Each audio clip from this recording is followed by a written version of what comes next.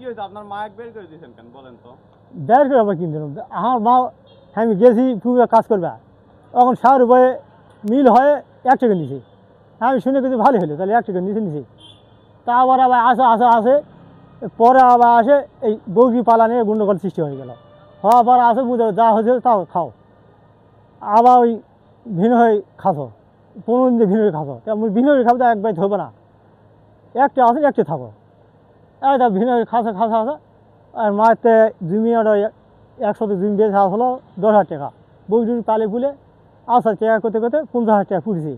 আমার কাছে আছে তাহলে ঘর করেছি তাহলে পরে করে কিনতে মনে এখন এক গন্ডগোল লাগবে যে টাকা এখনই আমরা আগে দাও এখনই দাও ওকে তো আবার জমির আমার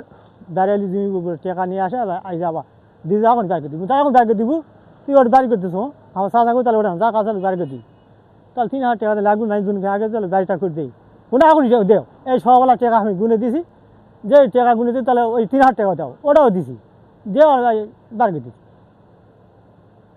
সে আমার বই বাড়ি জমি বেজে আসে জমি বই কিনছে এই যাওয়াটা আমার